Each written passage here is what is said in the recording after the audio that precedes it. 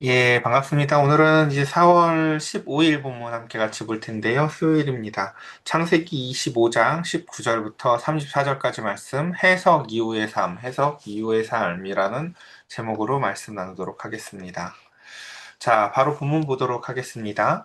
아브라함의 아들 이삭의 족보는 이러하니라. 자, 이제 우리 창세기 내러티브를 보면요. 이제 그 12장부터 아브라함의 이야기가 시작이 돼서 아브라함의 이야기가 길고 그 다음에 이삭 이야기가 굉장히 짧아요.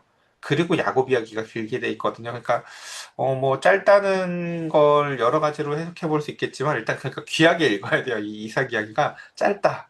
그러니까 얼마나 짧으냐면은 아브라함의 긴 아브라함한테는 어마어마하게 길게 이야기했었던 것들요. 이삭 이야기는 뭐 이렇게 한 줄로 처리하기도 하고 그러기 때문에 이삭 이야기를 우리가 좀 면밀하게 살펴봤으면 좋겠는데요. 먼저 보면 이렇습니다. 아브라함의 아들 이삭의 족보는 이러하니라. 아브라함이 이삭을 낳았고 이삭은 40세의 리브가를 맞이하여 아내를 삼았으니 우리 이 장면을 지금 이 앞에서 길게 봤었어요. 그렇죠? 하나님이 얼마나 세밀하게 그 아브라함의 종을 인도하셨고 그 가운데서 또 리브가를 그곳에 보내셨고 그 가운데서 하나님의 이 인도하심이라는 것이 얼마나 정밀하고 세밀한 것인지를 우리는 보았습니다. 그래서 리브가는 바단 아람의 아람 족속 중 부드엘의 딸이요 아람 족속 중 라반의 누이였더라. 이삭이 그의 아내가 임신하지 못함으로라고 얘기합니다. 자, 우린 앞선 그 아브라함과 사라 집의 가장 큰 그 분위기를 압도하고 그 집의 분위기를 만들었던 게 무엇이었습니까? 바로 불임이라는 것이었었어요. 그러니까 뭘 다 가졌는데 아무것도 없는 과정처럼 뭘 다 가졌지만 그 가운데서 사실은 아무것도 의미가 없도록 만들었던 것이 인간은 이렇게 사실 이 얘기도 예전에 많이 드렸는데 인간은요, 9개를 가져도요, 하나가 없으면요, 하나도 없는 것처럼 되어지기도 해요. 그러니까 하나님이 주시는 그 본래적인 은총 한 가지만 없어도요, 인간은 사실은 삶의 의미를 못 느끼거든요.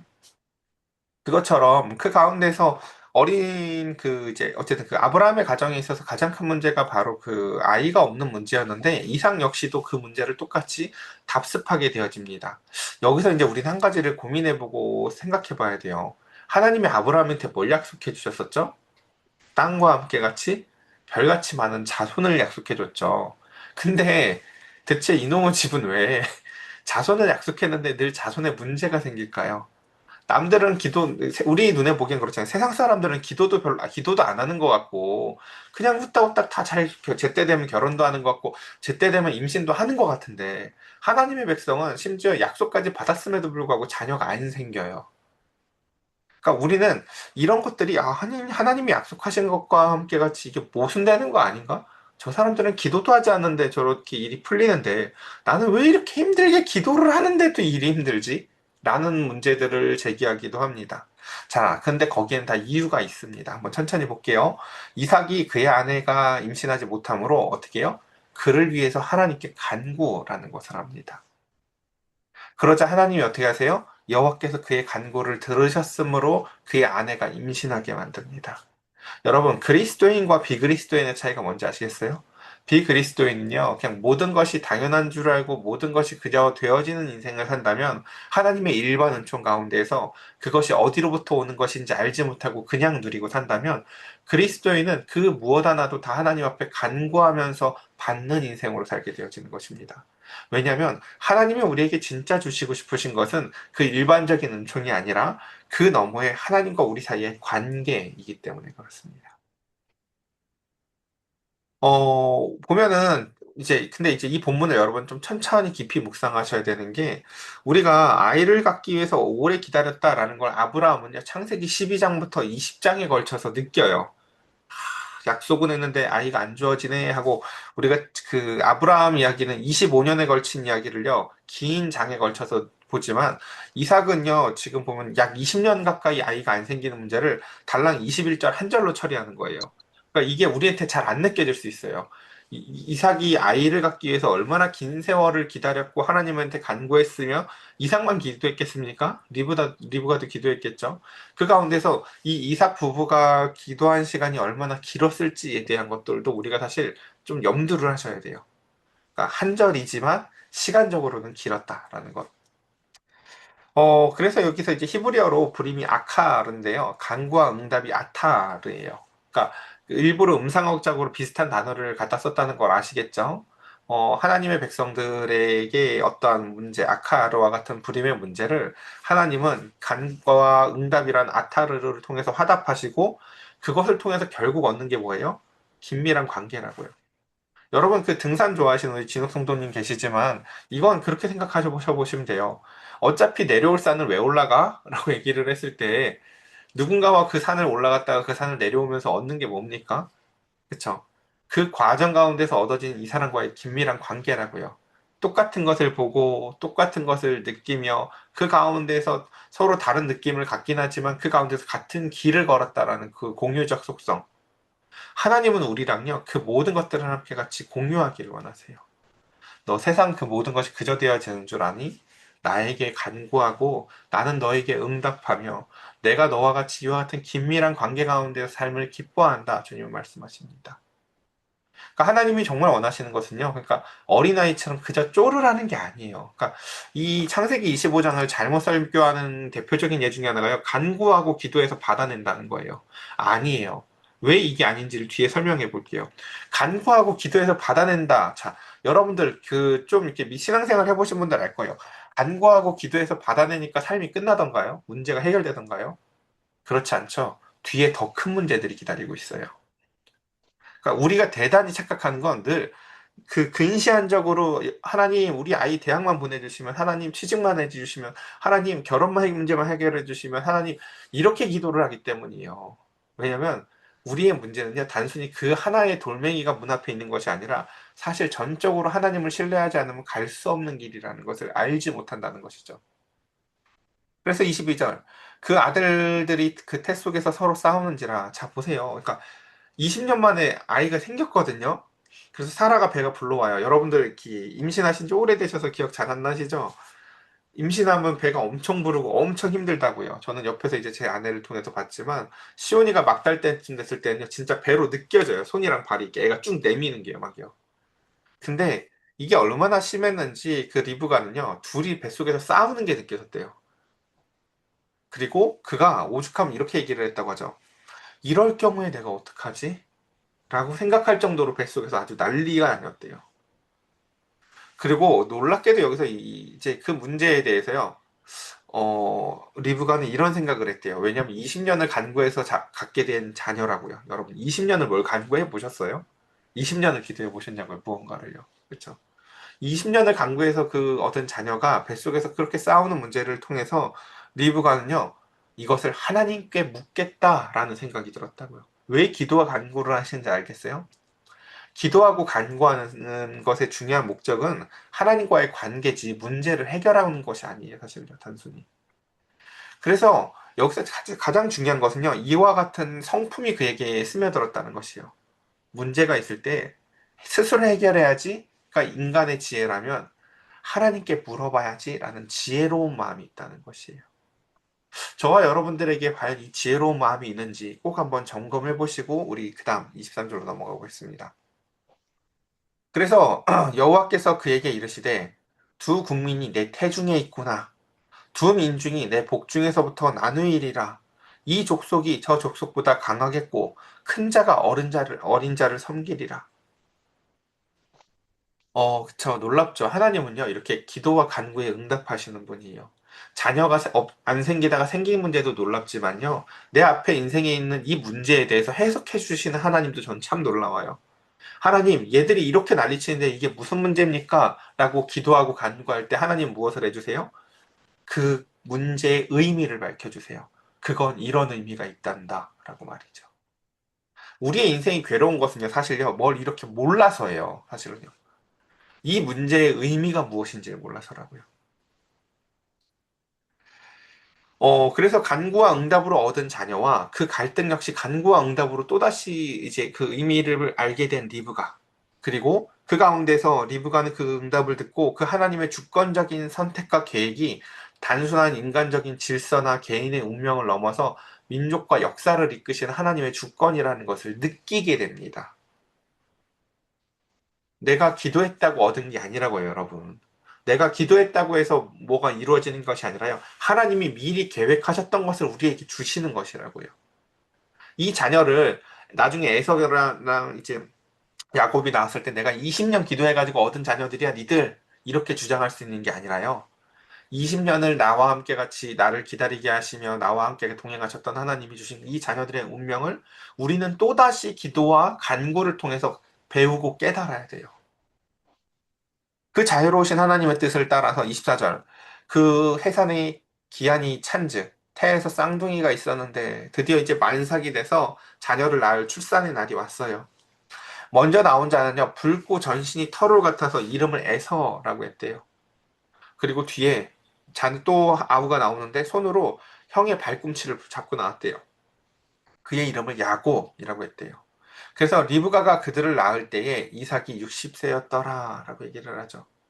이렇게 20년에 걸쳐서 드디어 그 자녀를 출산했고 그 가운데서 20년의 간구와 기다림 그 믿음의 결과를 생각해 보면 우리는 남의 이야기니까 지금 빨리 읽고 넘어가지만 큐티는 그렇게 하는 게 아니라니까요. 천천히 묵상해 보셔야 돼요. 하나님의 약속과 성취가요. 사실요. 그러니까 너무 더뎌 보인다니까요, 이게요. 근데 우리는 이 말씀을 통해서 또다시 깨달아야 되는 것들이 무엇이냐면요. 하나님의 약속과 성취가 우리가 살아갈 땐 더뎌 보이고 남들은 기도가 안 돼도 기도 안 해도 이루어지는 것들이 왜 우리는 꼭 기도를 해야 무언가를 받아지는 것 같은 이 답답함이 느껴지는 거죠. 남들은 쿠팡 쓰는데 막 우리는 그쵸. 뭐 되게 느린 거 쓰는 것처럼 그쵸. 우리는 뭐 기도를 해도 남보다 늦은 것 같고 이렇게 느낄 수가 있어요. 근데 그게 아니라고요. 하나님은 그 과정 속에서 우리와 긴밀한 관계 속에서 내적 친밀감과 마음의 즐거움과 하나님을 의지할 줄 아는 신실한 지혜를 우리에게 주기 원하세요. 그래서 그것을 통해서 그 주권적 계획은요, 때에 따라서 하나님이 신실하게 성취하실 것이라는 것을 우리는 믿고 기다리며 또한 그렇다고 자, 또 무시하면 안 되죠. 기도와 간구를 그래서 하지 말라는 거예요? 그렇지 않아요. 기도와 간구를 하는데요, 지치지 않게 하셔야 돼요. 그래서 좀 더 넘어가 보도록 하겠습니다. 자, 그리고 이제 그 자녀들이 컸습니다. 27절. 그 아이들이 장성함에 에서는 익숙한 사냥꾼이었으므로 들사람이 되었고 야곱은 조용한 사람이었으므로 장막에 거주합니다. 우리 자녀들 낳아보셔서 우리 많이들 아실 거예요. 그렇죠? 한 뱃속에서 나왔는데 참 다르죠? 이 둘도 참 달라요. 뭐가 달라요? 외형이 달라요. 일단 생겨먹은 게 다르고요. 기질도 다르고요. 삶의 방식도 다르고 중요하게 여기는 것도 달라요. 근데 보면 이래요. 그래서 28절 이삭은 에서가 사냥한 고기를 좋아함으로 그를 사랑했고 리브가는 야곱을 사랑하였더라. 문제는 28절이죠. 어, 우리의 삶에 있어서 잘 보세요. 기도와 간구를 통해서 자녀가 생겼어요. 그리고 그 기도와 간구를 통해서 그 자녀들의 운명에 대한 해석의 말씀도 들었어요. 여러분, 이렇게 뭘 들었다고 해서 문제가 다 해결됐나요? 기도와 간구에서 받고 기도와 간구를 해서 이제 해석도 알았어. 그러니까 문제가 다 해결됐냐고요. 그렇지 않죠. 그 해석된 그 해석 속에서 우리는요, 그것을 삶 속에서 이제 끊임없이 적용하고 고민하고 생각해 봐야 돼요. 과연 저 큰 자가 작은 자를 섬기게 된다는 것이 무엇인가? 그럼에도 불구하고 여러분, 그럼 작은 자는 엄청 훌륭하게 태어나고 큰 자는 뭐 이상하게 태어나요? 그렇지 않아요. 비슷한 놈 둘이 그냥 태어나요. 사실 눈으로 보기에는요. 얘는 지멋대로 살아가는 힘센 애고요. 둘째는 힘이 약한 대신에 속이길 좋아하는 얍삽한 애예요. 그러니까 둘째가 더 나아 보이지도 않아요. 사실은요. 나왔을 때 보면요. 근데 그 가운데 문제는 뭐냐면 이삭이죠. 이삭이 뭘 좋아했대요? 에서를 사랑했다가 아니라요. 에서가 사냥한 고기를 좋아했다라고 얘기를 해요. 우리가 예를 들어서 암 같은 질병에 대해서 유전율이 높다고도 하지만 그 유전 안에 이런 게 포함된다고요. 이 집에 부모가 예를 들어서 짜게 먹으니까 자녀들도 짜게 먹는다. 이런 식으로 유전이 아니라 환경적 유전들이 있다고요. 잘 보면요.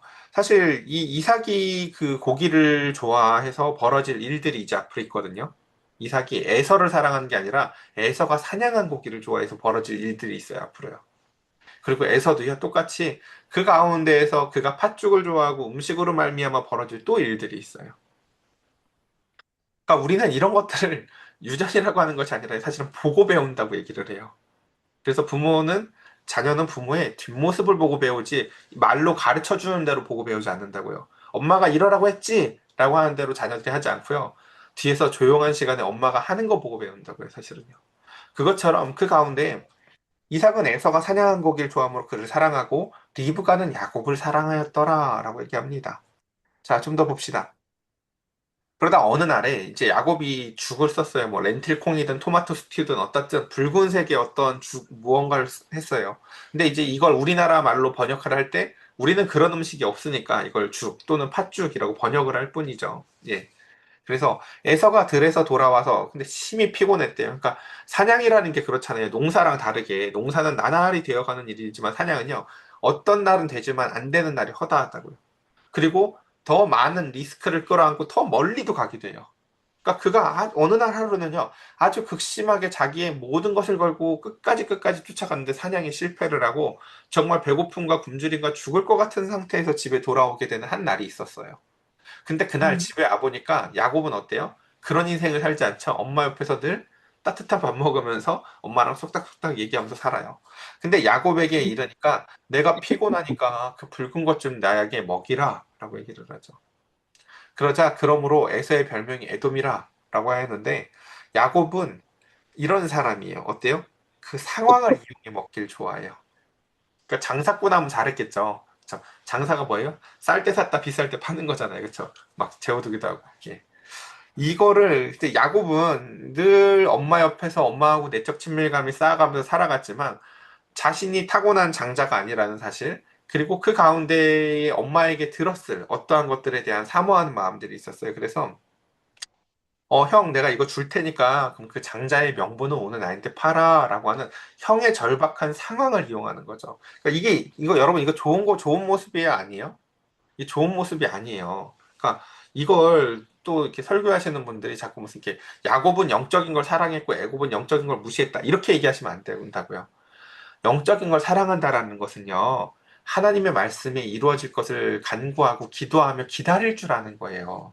그걸 내가 저렇게 만드는 게 아니라고요. 상대의 그 약한 상황을 이용해 먹는 게 아니라고요.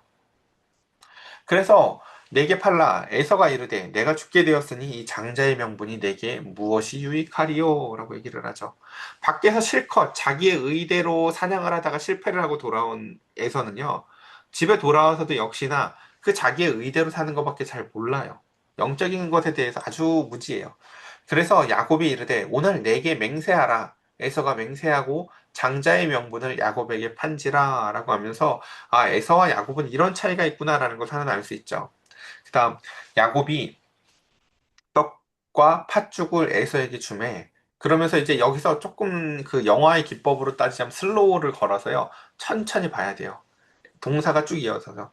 에서는 그 자신 앞에 그 장자의 명분을 팔아서 얻은 그 붉은색 토마토죽 혹은 렌틸콩 죽을 먹고 마시고 일어나서 가는데 조금의 주저함이나 조금의 어떤 마음의 걸림 같은 게 없어요. 그냥 무지해요. 자기가 먹는 게 뭔지, 자기가 판 게 뭔지를 몰라요. 그냥요. 그렇게 에서가 장자의 명분을 가볍게 여김이었더라라고 얘기합니다. 오늘 본문에는 그래서 두 종류의 그 아이들이 등장을 해요. 첫 번째, 에서는 어때요? 장자의 자격을 이미 갖고 있지 않은 장자를 봐요. 얘는 장자지만 보니까 어때요? 장자의 자격이 없죠. 예. 이미 가진 것에 대해서 귀한 것도 모르고요. 그 영적인 것에 대한 소중함을 전혀 몰라요. 그리고 두 번째. 근데 얘도 문제가 있어요. 얘는요, 하나님의 때와 방법을 기다릴 줄을 모르는 애예요. 그저 계산과 술수로 자기가 얻고자 하는 것. 그것이 심지어 영적인 것이라 하더라도 여러분 이게 옳은 게 아니라고요. 그래서 말씀을 오늘 이제 적용하고 오늘 천천히 정리해 봅시다. 어, 우리는 첫 번째 함정에 빠지지 않아야 되는 것이 오늘 본문은 하나님에게 기도와 간구를 통해서 자녀를 얻고 기도와 간구를 통해서 내 문제를 해석받은 이야기가 아니에요. 둘 다 맞죠. 둘 다 맞아요. 기도와 간구를 통해서 얻은 것도 맞고요. 기도와 간구를 통해서 내 문제를 해석받은 것도 맞아요. 근데 진짜 중요한 건 그 다음이라고요. 하나님의 말씀이 간구와 응답으로 주어지고 해석이 되어져도요. 말씀이 그대로 쓰니까 자 오늘 여러분 이제 큐티를 통해서 우리가 말씀이 해석되어졌어. 삶이 자동적으로 평화가 와요? 그러지 않아요. 음. 그 뒤에 이제 우린 그걸 가지고 생각해 봐야 돼요. 우리의 일상을요. 하나님의 약속은요. 인간의 불완전한 관계와 그때 내가 어떤 선택을 할지 그리고 그 가운데에서 그것에 대해서 계속 질문한다고요. 에서야 네가 네 힘으로 힘껏 그 가운데서 사냥하다가 지금 죽기 직전에 이렇게 지쳐서 돌아왔는데 너는 네 힘을 아직도 의지하고 살고 싶니? 라고 에서는 질문할 줄 알아야 되고요. 야곱은 야곱아 네가 그렇게 그 가운데에서 많은 것을 갖고 있어도 형이 갖고 있는 그 단 하나의 장자권에 대한 그렇게 소망함이 있니? 그 가운데에서 너는 그것을 기다리고 의지할 줄 아는 지혜가 있느냐라고 스스로에게 질문할 줄 알아야 돼요. 왜요? 그거 하나님이 주시는 거잖아요. 사실은요. 그래서 하나님의 일은 어떤 추상적이고 신학적인 일이 아니라 실질적인 가정과 공동체와 그 갈등 속에서 내가 이 문제를 어떻게 해석할 것이냐라는 정말 실질론적인 이야기들이라는 것을 우리가 기억해 봤으면 좋겠습니다. 자, 오늘 말씀을 이렇게 정리해 볼 텐데요. 저 여러분들 오늘 그래요. 오늘 또 혜영 지사님 또 뭐 나물도 다시고 하신다고 하는데 우리의 삶이 꼭 말씀과 관련이 없어 보일 수 있어요. 근데 그렇지 않아요. 사실은요. 오늘 우리가 말씀을 묵상하니 하나님 앞에 기도하고 간구하고 문제를 해결받고 그 가운데서 해석을 받아도 그 모든 건 넘어요. 그러니까 이 앞에 것도 중요해요, 여러분. 이 앞에 것도 중요하다고요. 이 앞에 것도 중요하지만 그게 끝이 아니라는 걸 꼭 기억하셨으면 좋겠어요. 그 해석 너머에 그것을 가지고 우리가 삶 가운데서 물을 줄 아는 지혜가 있었으면 좋겠어요. 하나님 생길 때도 이렇게 늦게 생겼지만 장자권이라는 것도 내가 기도해서 얻어내야 되는 게 내가 막 억지로 속여서 얻어내야 되는 게 아니라니까요. 그냥 하나님의 막연한 약속이잖아요. 엄마를 통해서 듣게 된 그쵸? 그 가운데서 하나님이 나를 그렇게 사랑하신다는 그 내적 친밀감과 충만함으로 살아가면 되는 것이지 그걸 내가 속여서 빼앗아서 얻어야 되는 게 아니라고요. 저와 여러분들의 삶 가운데에서도 마찬가지입니다. 하나님이 우리에게 주실 그 은총들을 우리가 오늘도 날마다 작은 것이라도 기도하고 간구할 줄도 알되 그 삶 가운데에서 우리에게 해석해 주신 그 하나님의 은혜를 삶 속에서 실질적으로 구현해내는 저와 여러분들의 지혜로운 지혜로운 삶이 마음과 삶이 충만한 하루 되시기를 간절히 축복합니다. 우리 이 시간 함께 같이 기도합시다.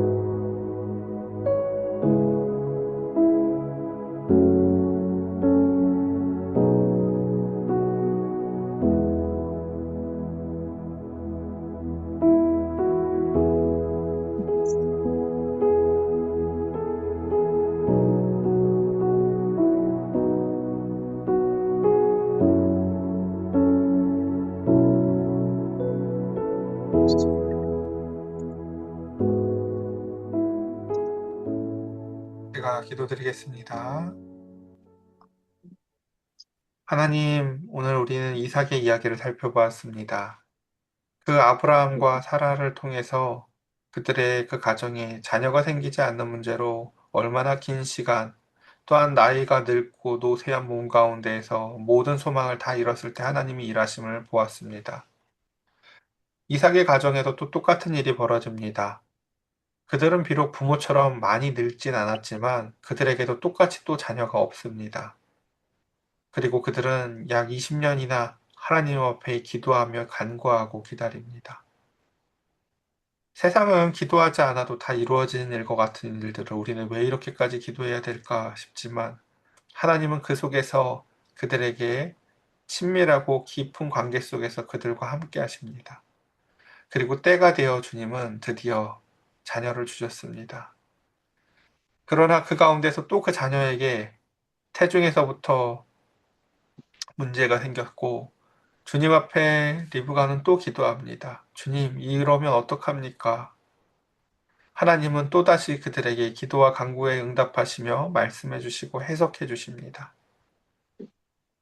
그 해석을 통해서 리브가는 아마 이런 걸 느꼈을 것입니다. 내가 내 자녀 낳아서 잘 키워야지가 아니라 하나님이 결정하시고 하나님의 주권 가운데에 모든 자녀들의 운명과 사명이 따로 있다라는 것을 압니다. 우리 사랑하는 성도들, 그렇게 하나님의 주권을 알게 하여 주시사 나의 사명이 무엇인지를 깨닫게 하시고 내 자녀 역시도 나의 소유물들이 아니라 하나님이 내게 잠시 맡겨주셨었던 귀한 하나님의 말씀으로 말미암아 해석되어질 그 말씀을 통해서 충만하게 사랑해주고 사랑해줘야 될 하나님 은혜의 대상들임을 기억하게 해주시사 오늘 주의 말씀을 따라서 이제 그 해석해 주신 그의 말씀을 따라서 서로 뜨겁게 사랑하는 하루 되게 하여 주시옵소서. 우리 주 예수 그리스도의 이름으로 기도드렸사옵나이다. 아멘.